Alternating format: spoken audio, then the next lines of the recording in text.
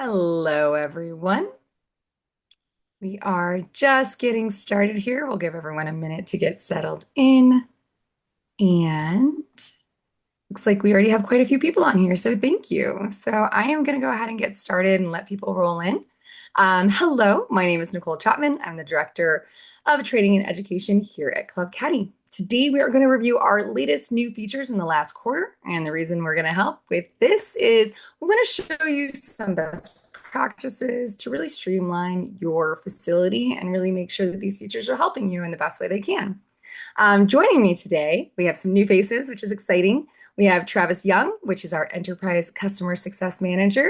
And then we have new to the webinars, Michael Brown, who is one of our support specialists. You may have talked to him in the past. And of course, Michael Rollins, our VP of Product. So just a few housekeeping things to kind of remember or note. We will have a reopenings tips and tricks webinar, which will also incorporate some of the new features we've actually rolled out through the whole year.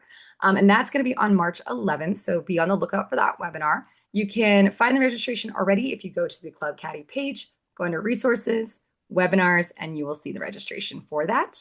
And then also be on the lookout. We are going to have some exciting webinars coming up. It'll be our 2.0 browser review, which is everyone is very excited about, and also one for our food and beverage app. And so, as you can tell, we have a lot of things going on all at the same time. We're excited and we're doing everything to keep up. One last piece, if you would like to submit questions, we highly encourage it.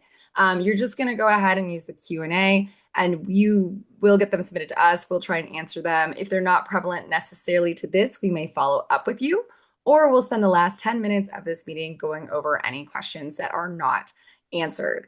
And lastly, if you did submit a registration question in the last 2 days and registered in the last 2 days, likely someone from our customer success team will reach out to you to answer some of those more direct questions if we don't answer them on this call. So I'm going to go ahead and pass it off to Michael Brown.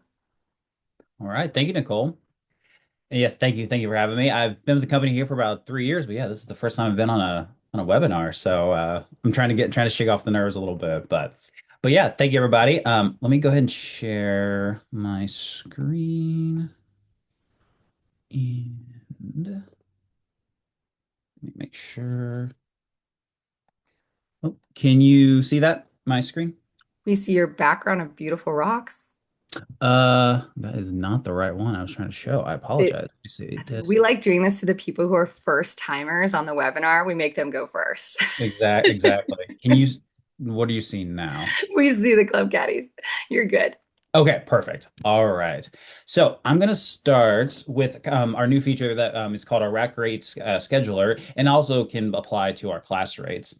To get there, first off, with a lot of things, you can start here, go into the settings screen, the kind of the gear wheel up in the top right corner. And then I'll start here in rack rates. We'll go to rack rate management. And again, is looking pretty similar than what you're used to. But right now we have the rack rate schedule button over here.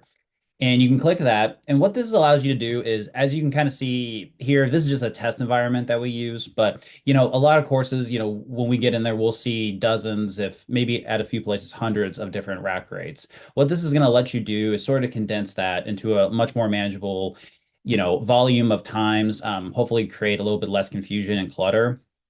And what it allows you to do is kind of I'm going to kind of use this as an example, and then I'll create another one, whole cloth. But it allows you to say, if you're a facility that doesn't change your prices too often, you can create kind of a base rack rate and then create different prices and time, and dates for that time. Say, you have an off season rate, you can put different dates in for that. You can put a different price.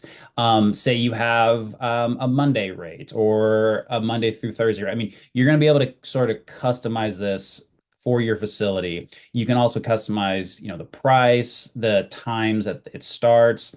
And it'll just allow you to have that one rate, but then baked into it, have the different variations of it. So with any rate, you can come over here, and this is just one I have already kind of been messing around with, just called the MB test rate. But the base rate, I just made it $50. It's going to be available, every day of the week. throughout the entire year, kind of covers the whole day of the the possible T sheet. And then what I can come in here and I can just click rack rate schedule.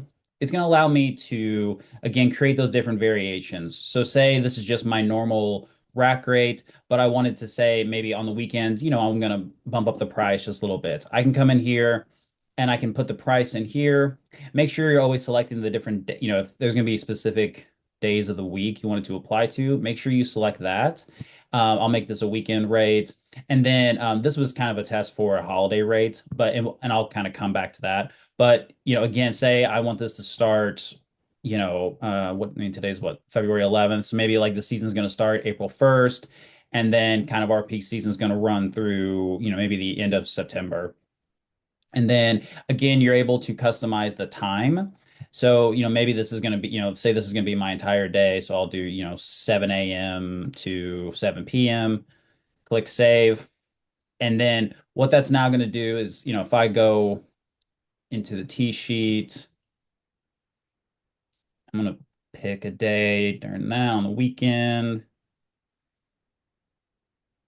And then now you can see, and again, this is kind of based off the display sequence, but now you can see that that is now coming in at that price. It's not coming in at the $50 kind of standard price. It's this little bit higher price that we've set. So you're able to do that. And then that will also, of course, translate for the customer on the customer side. So if I were to go to the booking engine from the customer standpoint, apology, let me see. So if I came in And here, oh, yep, some. Michael, just to add, you kind of touched on it. I think a really good reference for this one is holiday rates. So in the past, you would have holiday rates, and they would be, it could be Labor Day, July 4th, whatever it is, and then you'd have kind of 7+ different rates in your rack rate management. So this is going to allow you to kind of condense the rates part one, so you can give it one generic name, just call it holiday rate, and then you can really apply it to the days of the year that it's applicable. So instead Yep. of looking for different rates, the consistency in the golf shop for what you see in the drop down or what you see online is going to be a little bit better. So keep that in mind when kind of going through this one. No, perfect. Yeah, no, thank you, Travis. Yeah, you stole the words out of my mouth. Yeah. I'll just quickly come back. Yeah, so you can see now that, as a customer side, I've gone to onto this weekend rate in June, and then I'm seeing that $7 rate. So that's what they would see. They're not going to be able to choose a lower rate. So that is overriding kind of the basic $50 rate. And then, yeah, as Travis was just saying, a really cool feature is, yeah, kind of the ability to have the one holiday rate. I know there's a lot of, on the support side, we get a lot of reach out from customers, especially around the main holidays where, hey, how do I create this sort of 1 day rate? What this can allow you to do is, again, you can just create one rate and label it, holiday rates. Again, here I just put MB test holiday rates. And yeah, like Travis was saying, you can come in here and whichever various holidays you're going to observe, and if you're going to have a special price, you can come in here and add that schedule. So, I mean, gosh, I'm trying to think of holidays coming up, but I mean, if you had an Easter rate, you could come in here, select the day of the week that Easter is on, and then for the start and end date, you would just make that for that one single day. Unless, I mean, you do have a variation where you're going to maybe spread it across a weekend, like a Memorial Day weekend rate or Labor Day weekend rate.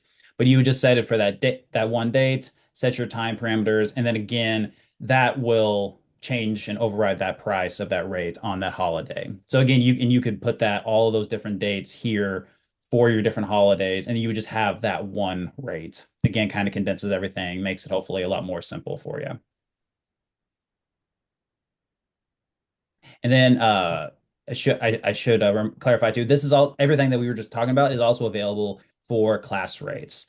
Again, class rates are the rates that are applicable to your typically your memberships and kind of the rates that your members are getting. But again, you can create a schedule for them as well, and the same rule, same workflow applies there. Only kind of maybe call out difference with your class rates is you are able to set a specific year.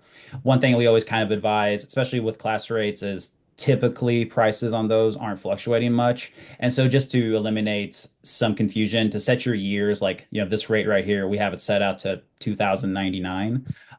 Again, hopefully, let you not worry about it for about the next, 70 years. So, yeah, you can always set that out far in advance. Right. And then another feature I wanted to touch on with our T sheet. Let me go back to our T sheet today is now another kind of enhancement that was requested a lot was a change log for a tea time. This can be very helpful, especially in anytime you have customers or anyone that kind of has a dispute about, hey, I thought I booked this for a twosome, and oh no, it's just a single, sir or ma'am, or it just allows you as staff to come in and see all the changes that were made to a specific tea time. And to get there, so we have this tea time right here under my name. And if you hover over the tea time cell here, I'm right clicking on my mouse, and you have here at the very bottom, you have the view change log option.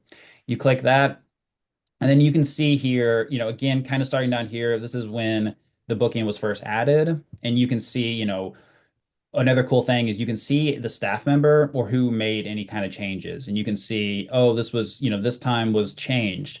And then if you come over here to the details, you can see like, oh, okay, so this was originally booked at 1 o'clock, but then the staff member, Michael Brown, moved it to 1:30, and then from 1:30 to 1:40, and then you can see again it was moved again from 1:30 to 2 o'clock. Again, this just allows you to kind of have some accountability and be able to you know let people know like, hey, well, actually, this is what happened, these were the actions that were took place. So again, just kind of a feature that I know was requested a lot, because there are some people that insist on things, and so now you can kind of show them the proof of what was done. We all know what that means in reality. We all had those customers. Yeah, Hey, exactly. Yeah. hey, Michael Brown, you ever been in the golf shop and someone walks in with their phone and they're like, I got a confirmation email, 4 players. Where is it? And Yeah. then you look at the tee sheet and it's a twosome. You booked it for Oh, your two buddies and they bailed, and you have to answer to the customer. And you're like, oh, what happened? And you're like, well, your friends couldn't make it, sir. I'm sorry. So they don't always communicate amongst themselves. So this is a great tool for you guys in the golf shop just to have those educated conversations with, what's happened to the tee time throughout its history, if you will. yeah. No, exactly. Yeah, again, and it's always there for any tea time. Again, just the quick steps to do it is when you're in the tea sheet, hover over that cell, right click, view change log, and it kind of give you all the information. And then again, if you want to see very specific details, you can always click the details button here, and it'll show you pretty much everything you could possibly want to know about it. All right. And then another cool feature that we've implemented, again, I broken record, but that was requested a lot, is the ability now to add a shotgun start to the tee sheet. I know a lot of courses, especially, in like summer courses, or sorry, drier courses in the summertime, when people want to play in the mornings, they'll do an early morning shotgun start. That is, I'll show, that is very similar to adding any sort of like group booking or outing to a tee sheet. There's a few different ways you can do it. I would say the easiest way is if I wanted to add a shotgun start to the tee time from, I'll do tomorrow. Sorry. I didn't realize it was already on today. But here at 9 o'clock for tomorrow, I'm going to right click on my mouse. And again, everything's looking kind of similar, but now we have the add shotgun start button. So I click that. This screen right here is probably recognizable for any time that anyone's ever added a group booking to the T sheet. But again, just kind of working from the top down. You can just, you can put, okay, I want the shotgun to start at 9 o'clock. But again, you can pretty much click in any cell and you can change this time to whichever one you want. You can put the number of golfers, say if we're only going to, we're going to do 4 slots. So, 4 times, that would be 16 golfers. You can put the online display start time, which nine that you wanted to start. I mean, if you wanted your shotgun to start on the back nine and then turn to the front, you could do that as well. I'm just going to leave it as the front. Put the number of holes that you want, and then you can put your turn start times, and again which nine they're going to turn to, and then the shotgun, the T sheet display name. If you wanted to give it any sort of name, you could. I'm just going to make it webinar example, click save, and then now this is now going to be on the T sheet. And then what's cool is, so now from the customer standpoint, so this is the 12th, I'm going to log out and then go back in. And so now if I'm a customer and I came in here and I went to tomorrow, and then I'm searching, and then if I came down here, you can see right here, this is going to show now a 9 o'clock shotgun. And so then I can come in here and click book now, log in, come back down. So yeah, 9 o'clock shotgun. And then I'll just book a couple right here. Book it.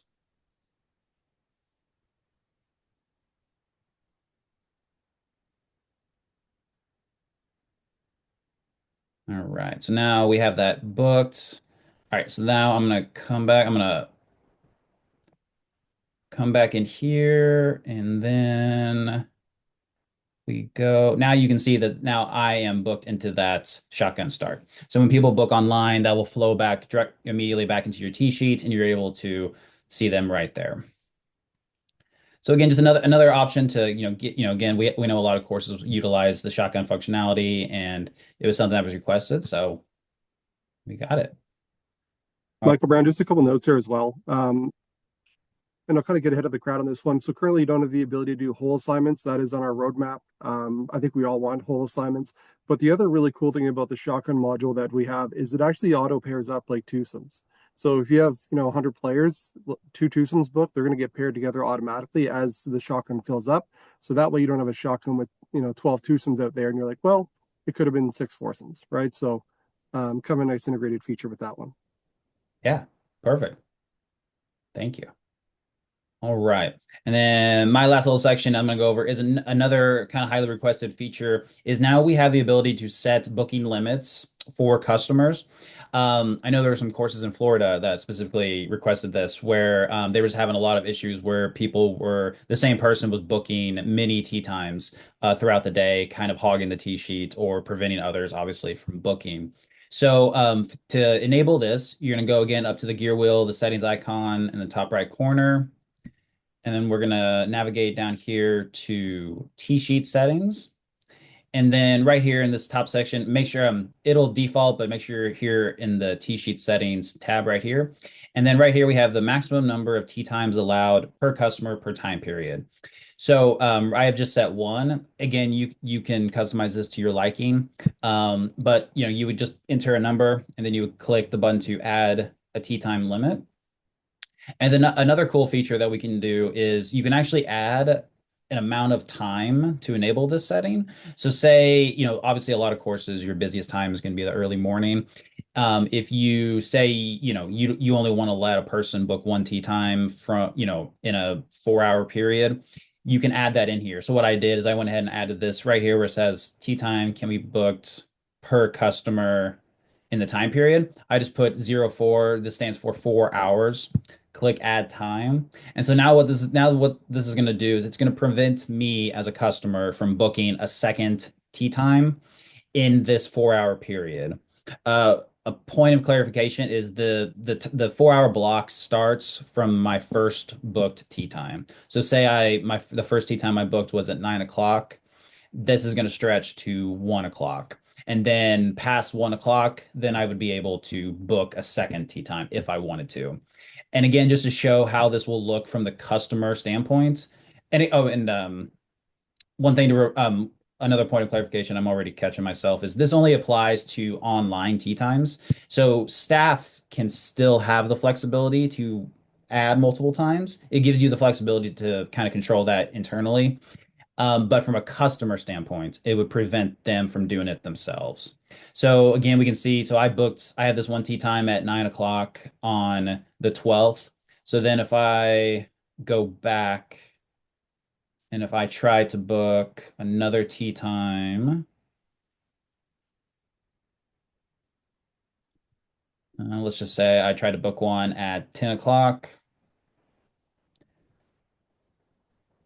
It should.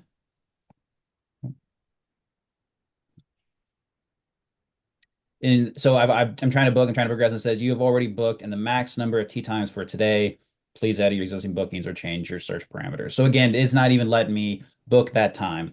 And so again, that just gives the operators, gives you that flexibility to make sure, you're not going to have any people. And one thing this kind of helps with is there are some courses that have bots. I know like in New York, like the Bethpage area and Florida and even California, there's been a lot of bots that go in and create a ton of tea times and just make it impossible for real people to book tea times. So this will help alleviate that issue. But again, but it's for online bookings only, so the course can still control that internally if they need to. All right. I think that's my little section there. Nervousness is a bit alleviated now, so Great job, pal. well, thank you so much.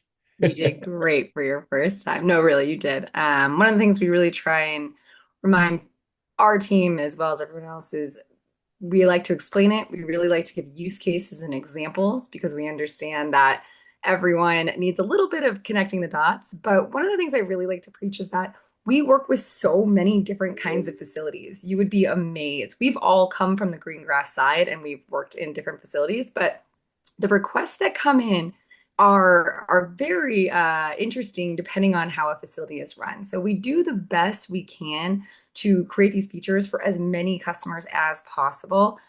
Sometimes when they get very, very specific, it gets a little tricky. So just like to kind of say that in general and go like that. We do see a lot of questions coming in on the chat and the question and answers. So if you guys give us some time, we're answering them as we go.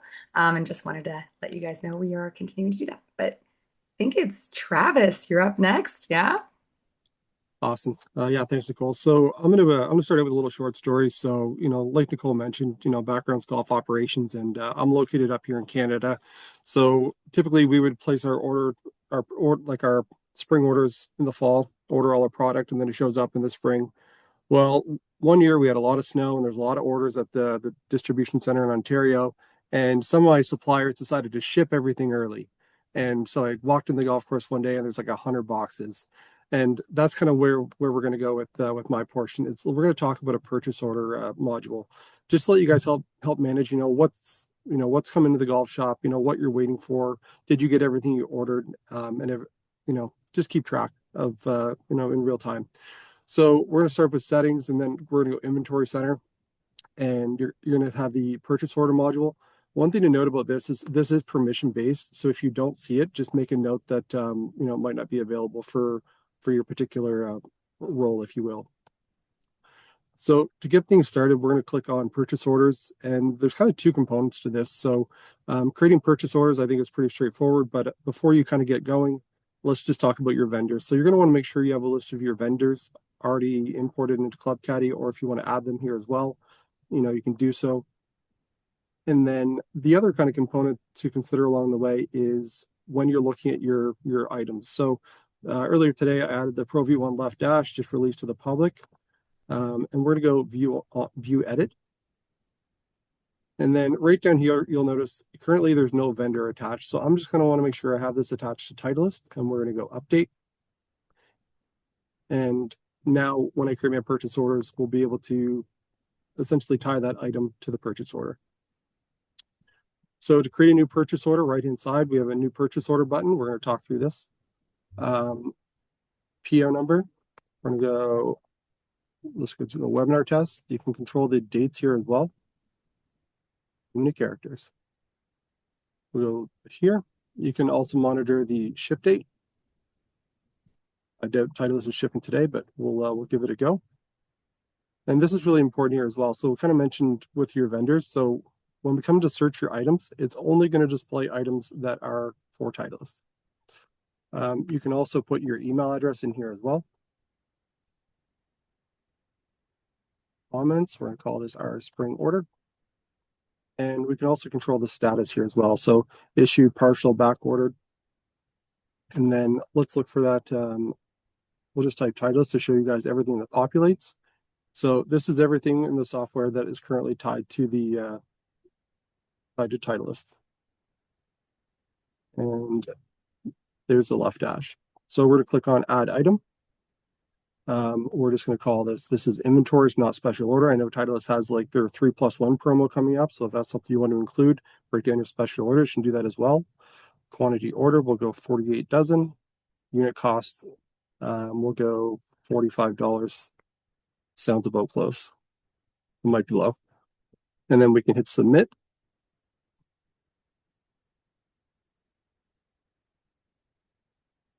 And here we go. So we have our CC webinar, and this has basically been started. From there, once your order arrives, you can also come in here, and we're going to use a different one. And we can go view, edit, receive. So if you need to make changes or add an item to an order, you can do that as well. And you can click on receive inventory. You can type in your invoice number. The vendor will auto-populate, so will this. And you can do your invoice date here as well. So when is your invoice due? So quantity received, this was for a few hybrids. I did receive all three. Unit cost was $200 as expected, and then potentially our shipping cost maybe it was $15, and the shipping cost will be incorporated into your net cost. So this is an important step if you want to track your margins, things like that, and just make sure that everything's as expected. And you can hit submit.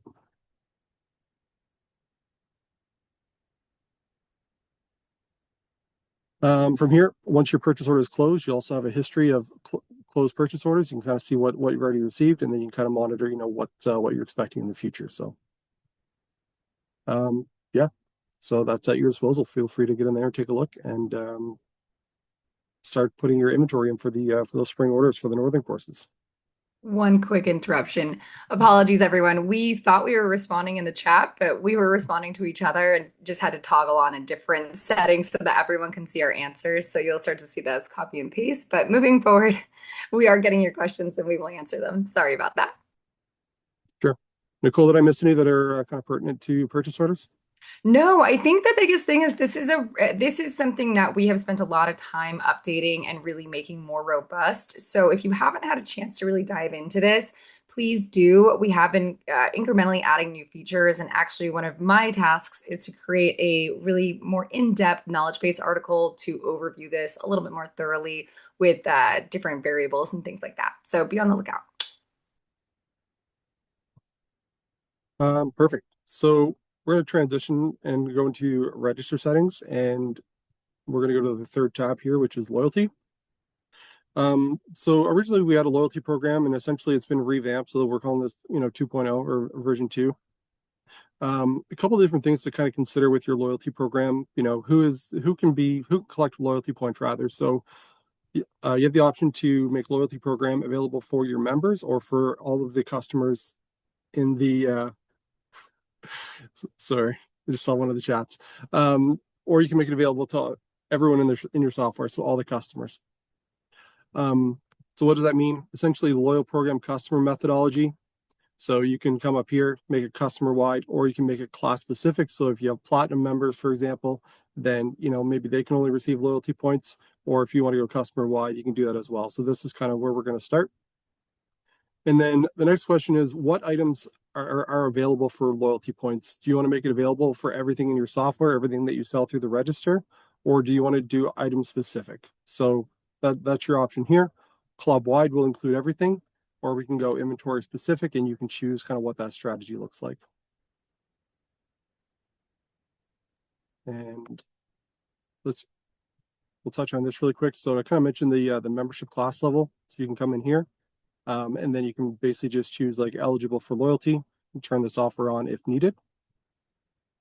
And let's look at this from the item level. So we're going to jump back into the inventory center, and we're going to keep using that Pro V1 left dash. So right in here, this is kind of the two buttons that you'll see once loyalty is turned on. So loyalty earned, if I buy this item, how many loyalty points will I get? Or what is it? How many loyalty points is it going to cost me to basically purchase this item? So this one is set up for 50. And if you guys want help doing this in bulk, let us know. Your customer success manager can help you kind of do this as needed. Doing it one by one, you can do it that way for sure. So currently what I did is I came in here and I tied myself to a transaction kind of using the plus sign, and I have my profile over here. I've added the Pro V1 left dash, and now you'll see there's a new little prompt here. So it says in loyalty points 50, which is kind of what we saw previously. And now when I hit pay, I do not want to use a gift card for this transaction, so we're going to skip this. And now you'll see the loyalty option as a payment method. So a little prompt up here, you can ask the customer if they want to use their loyalty points. If they'd like to go that way, feel free to do so. And then another note on loyalty as well, I think working in golf ops, one of the questions you get all the time is, what is my account balance, or how many loyalty points do I have? What's my gift card? All those details. So just to note, loyalty points are visible in the member portal here as well. So, you don't have to answer that question full time. There is some really good visibility for that particular component. So,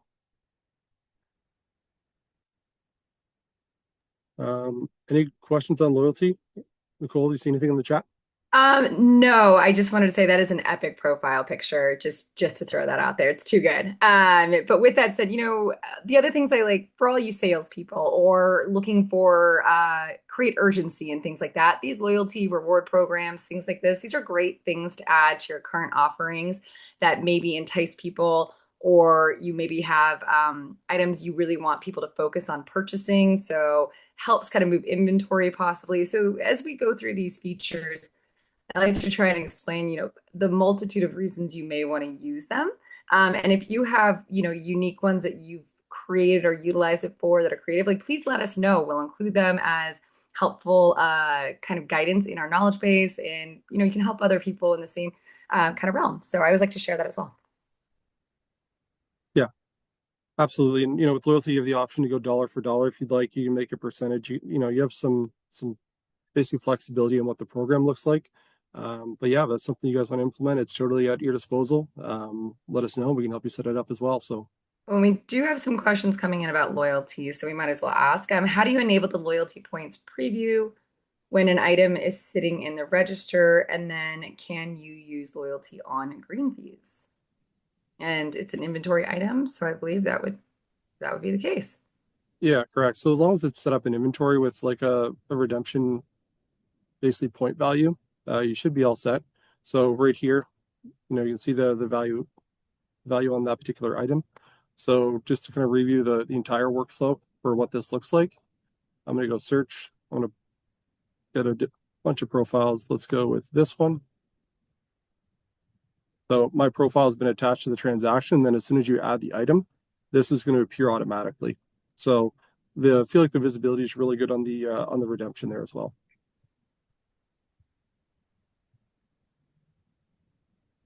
Cool. Did that kind of cover the entire question, or did I miss No, something? no, that was great. That was great. I know there's one that came in about purchase orders, but we will answer that in a minute just because we're already on to loyalty. So Awesome. Yeah, so kind of the final talking point for the day.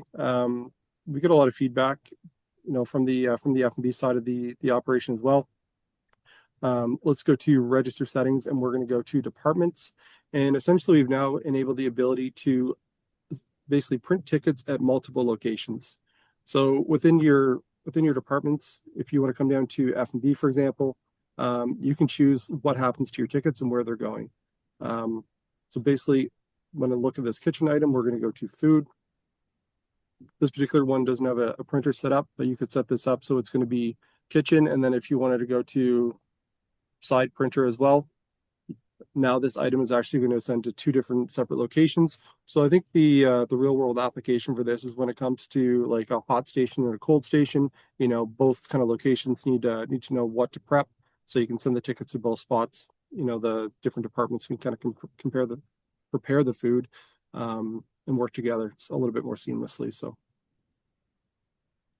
one thing to note in regards to the printing is just make sure that all your items are in the correct location. Just make sure snacks aren't going to send if they are kind of in the food location, or vice versa. Food's not going to send if it's in the snack location. So it's by sub department.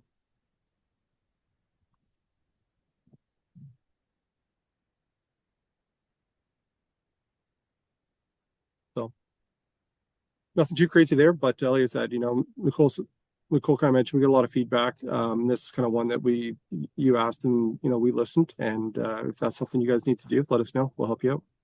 So. Yes, this cloud printing is a big one, and I have recently taken a big dive into cloud printing to understand this a bit more. And so, I don't know, just some random tips and tricks I've learned is when you're choosing these cloud printers, make sure you're purchasing the correct hardware for the environment that it's going to be in. So there are printers set for kitchen environments. They take more humidity and things like that. And then there's also ones that are more for, your POS stations. And really, when you're setting this up, it typically we find that for that kind of level, it's the food and beverage side. As you're setting up those printers, you have titles and tags. We have a whole knowledge base article about it, but there is a differential, and just knowing what that is and understanding is going to be very helpful because it is a hardware and there is some complexity to setting up these printers. Just make sure you're going there, double checking that you're going through the steps. Just because I've very recently gone over this very thoroughly, but it's an amazing feature. You're taking one ticket and sending it to multiple printers. So your bar gets your bar, your food gets your food, and everyone's happy getting it all at the same time at their table. So we do see there are some questions coming in. Travis, just because before you move on, or Michael, were you going to answer some of these live, or shall I ask? Yeah, So we there's can. one for the PO. Yeah, sorry. No, yeah, Travis, go ahead and yeah, we can answer the PO stuff. Okay, so is there an import function for the purchase order, or is there something coming like that? I was trying to recall an Uh, import function. let's take a look. Um,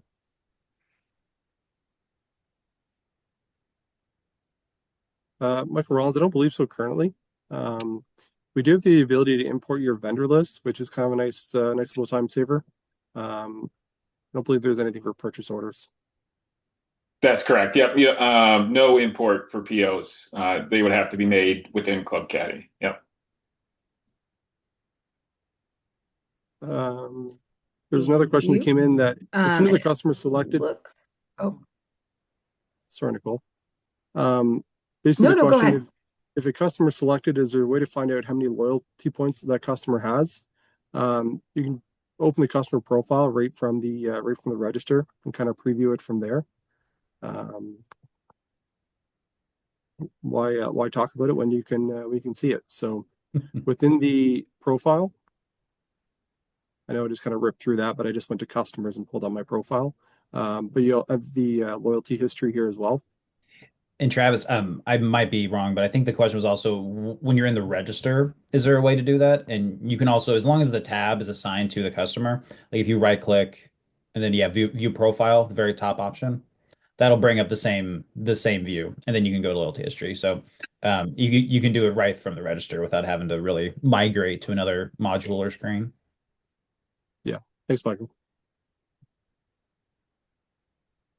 One of the things Club Caddy does is we do offer a lot of functionality in multiple places, and we try and create as few clicks as possible, or we try to keep you in the window or module that you're in as much as possible. Now, it's not 100%, but we do really try and focus on that. So some of these features you may think are only in one place likely are accessible in a multitude of other places. So use that right click all over. And I think that answers all the questions. Last up is Michael, our VP of product, the man with the plan, and I will let him continue on. All right. Perfect. Let me share my screen here.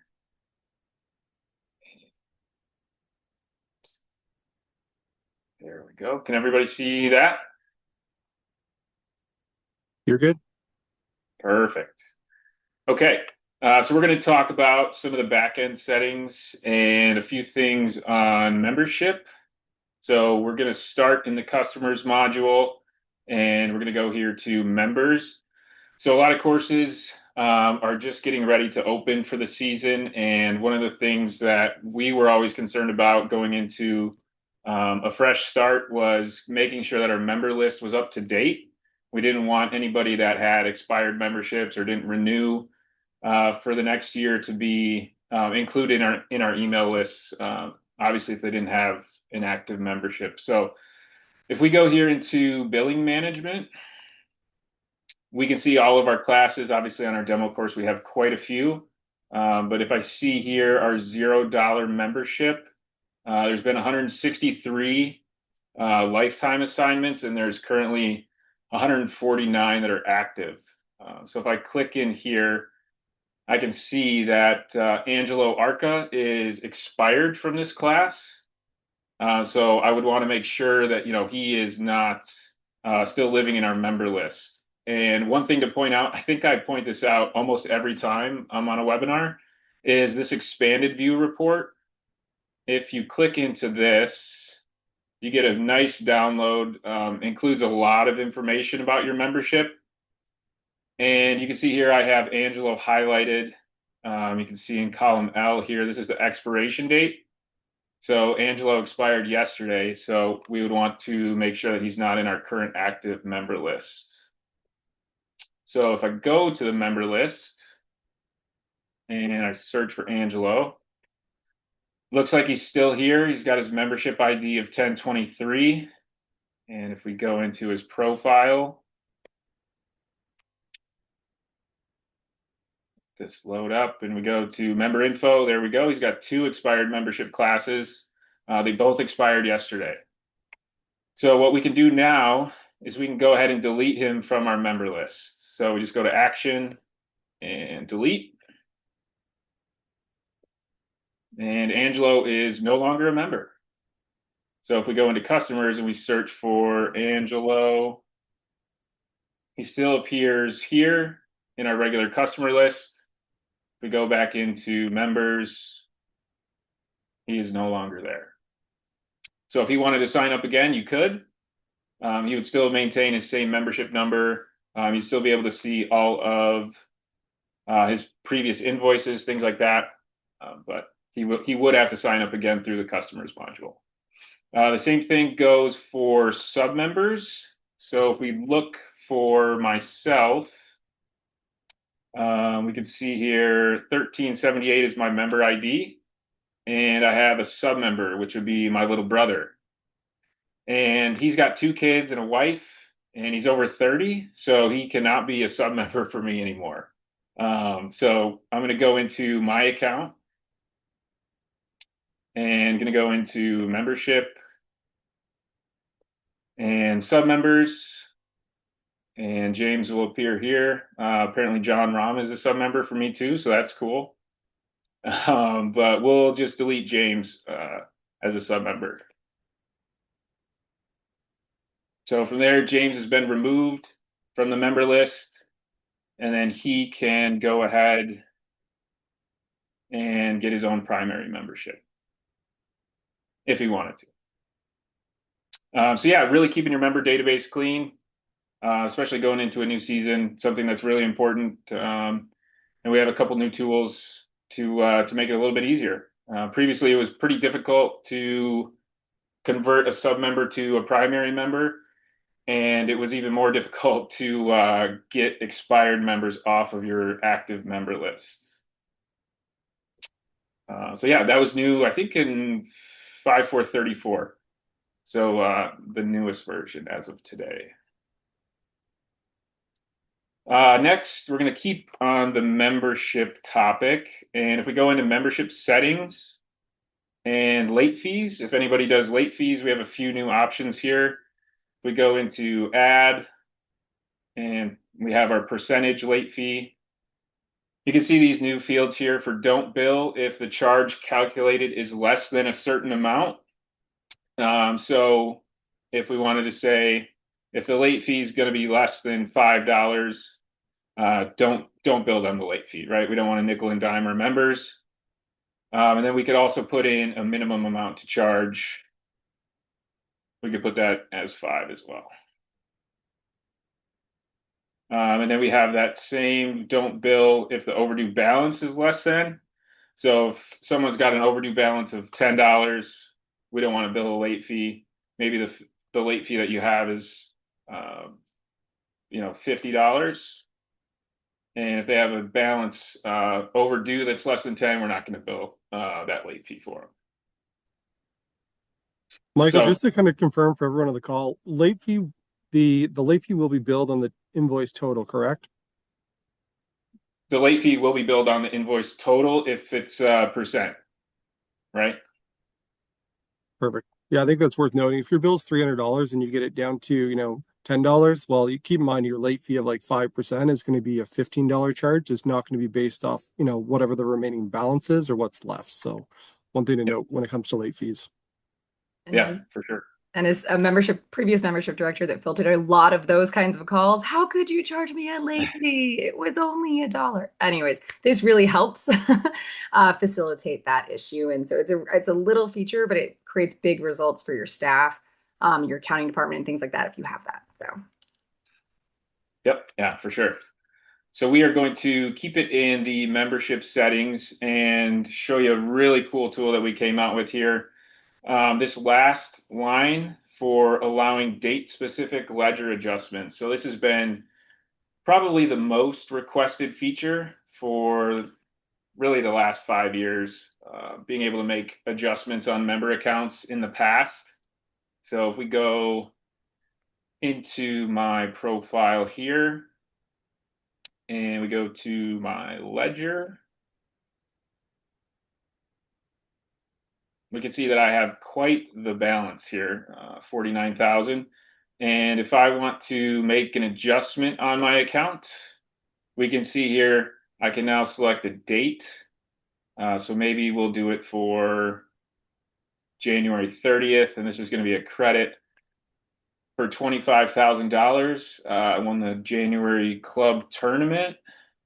So winnings, and we're going to put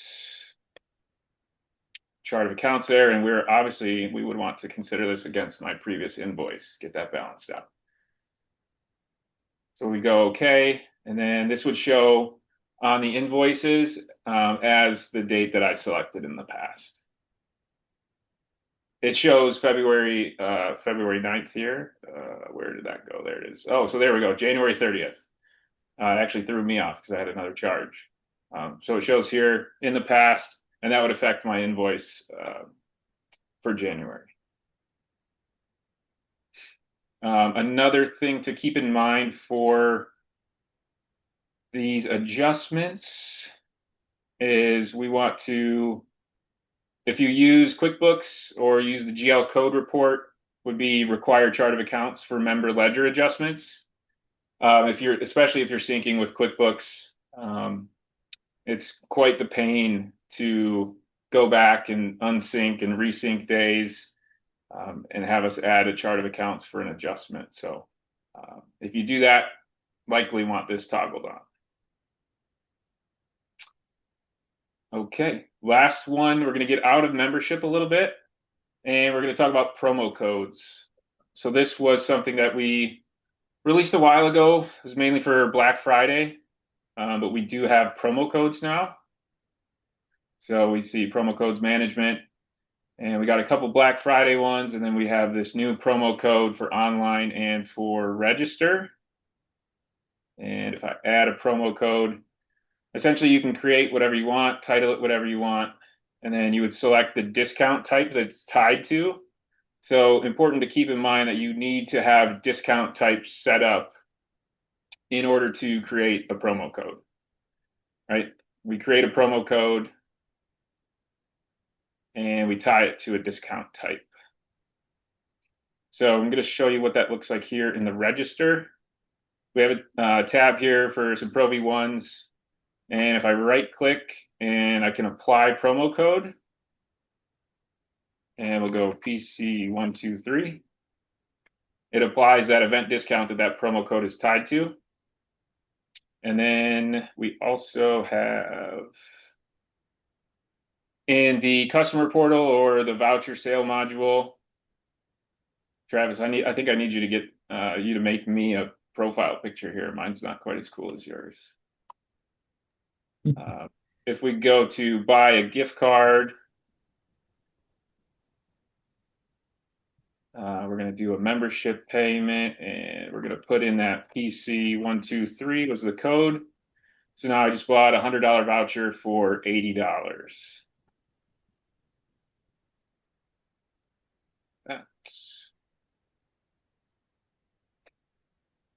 And I'll show you what that looks like in the software. There's my voucher. And if we go to sales,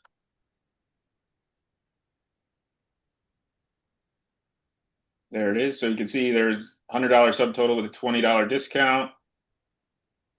And if we click into this, $100 credit voucher, discount, 20 for a total of 80. So yeah, that's the promo code functionality. And I believe that wraps up my portion of the new features. It does. And one of the things I'm desperately trying to find the story, so maybe you guys can help me, but we have a story from a facility using those promo codes. And we have a marketing team. So if you use our managed marketing, this was something that was utilized. And the facility for the first time wasn't expecting huge results. And I'm forgetting the exact numbers, but the revenue brought in based on this promo code was extraordinary. And it was definitely a story worth retelling. And I will make sure that it gets pointed out somewhere. But as I'm looking through our Slack channels trying to find the story, these promo codes really work and the utilization for marketing. And if you use different promo codes in different social or campaigns, so you have one for Facebook and one for email, you can actually see where your target markets are coming from and where you have the best results. So this kind of stems more on the marketing side. And if you need help or an assistance, we have a great team for that. But if you have your own internal, these promo codes are valuable in more than one way because you can also really use them to see, what way is the best way to reach out to your customers as well and gets the highest responses. So just wanted to include that information as well. And so I'm just checking. I think we have answered most of the questions. Travis, one of the things is your answers are not getting posted to everyone. You'll actually have to Oh, change the to everyone. So, funny enough, he is answering very diligently, but it's only us that can see it. So if you want to copy and paste it one more time to They're great. everyone, that'll They're be great visible. answers, though. Yes, they are great answers. So I don't want them missed. Okay, so that does, I think we've answered all the questions. Um, I know there's a raised hand, and I appreciate that. In these webinars, if you don't mind shooting the question in the chat, I think that is going to be the best way that we can kind of talk through these things. We also try and make sure we keep the topics, as broad as possible. So Andy, I see you there. If you don't mind, do you mind shooting that question in the chat or the Q&A? Oh, there are two in our Q&A, aren't there? Yep, I can All right. take the couple on the gift cards All right. or the promo codes. So applying the promo code can be assigned to the line item instead of the entire transaction. That is correct. So we do have department specific discounts. If you go in and just like Travis said, why talk about it when you can show it? So let me reshare my screen here. and Michael, I'm going to throw a pro tip when it comes to the promo codes. You can use your gift card iframe banner to actually publish your promo code above your gift card. So if you wanted to do like a Black Friday gift card and then publish your promo code for 2 weeks prior or whatever it might be, it's a really good way to get the promo code right in front of someone that you may not have been targeting. And then just a note for anyone on the accounting side as well, you can actually map the discount. So if it's 20% off the $100, you can choose what GL that will be assigned to as well. So it's pretty well rounded. Yes, yeah, good call out on the discounted vouchers, GL. I did forget to mention that.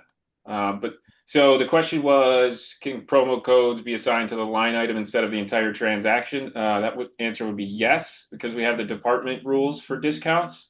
So you can see here, this is a food discount for employees. This only applies to the food department in the sub departments of pizzas and sandwiches.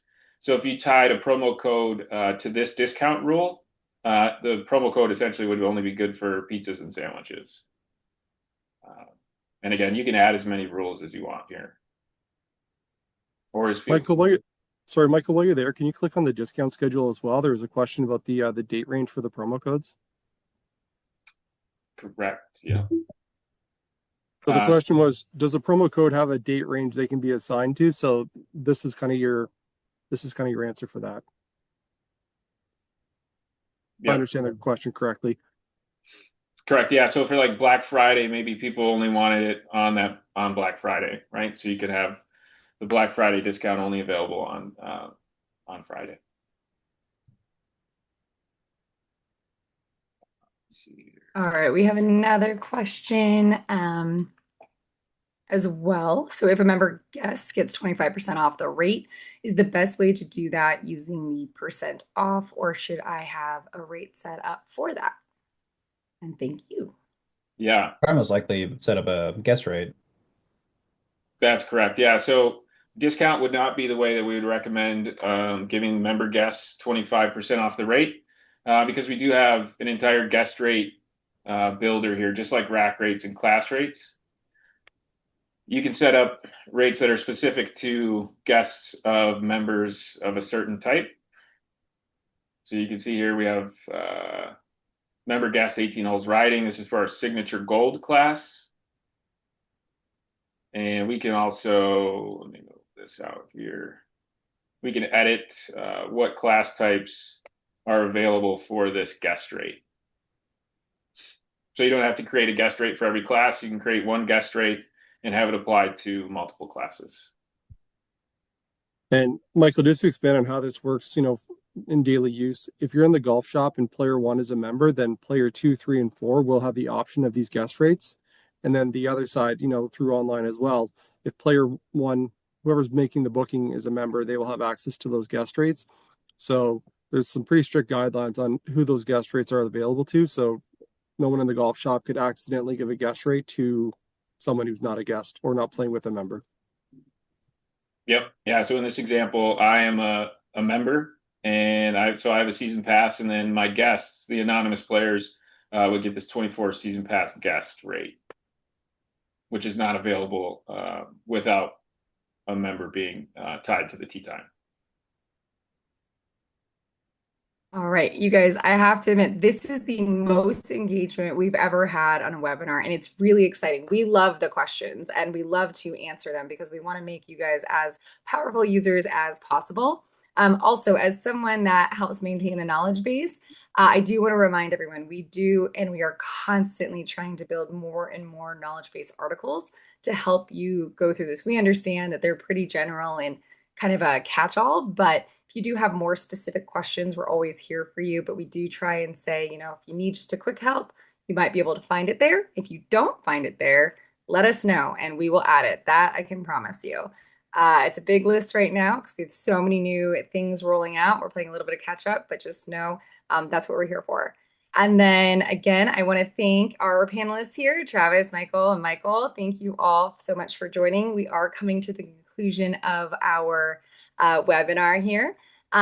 So just a few more reminders. Thank you to everyone. This was a fantastic webinar, and I think a lot of people were able to take away a lot of good, valuable pieces of information.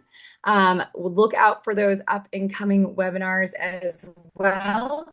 Definitely the reopening. There are some very good reminders, just housekeeping things to get you ready for your season.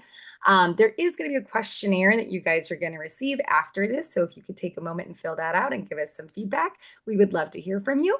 And as a reminder, besides our knowledge base, we have a new, what we call Club Caddie University, and we're focusing on front of the house tutorials and guidance. So really, if you have a new hire, you have someone starting for the new season, this is going to be a really great place for you to go, send them. They get some basic training and you don't have to sit next to them the whole time. There are certificates that they can show you and present to show that they've gone through it. And this is something that's also being updated and we're trying to keep up as well. But it's a great starting point. So that way, you don't have to spend so much time. You can give them the first couple days of their first day there and all the fun stuff and then get them going. So just some friendly reminders on some of the tools and support tools we try to host here at Club Caddie. I don't think I'm missing anything else. I just want to say everyone who attended the call, thank you guys so much. You've been wonderful and the questions were fantastic. So everyone, have a great day. Hopefully we'll see you soon and keep Club Caddying. All right, bye you guys. Thanks, everybody. Thank you. Thanks, everyone. Have a good day. Bye.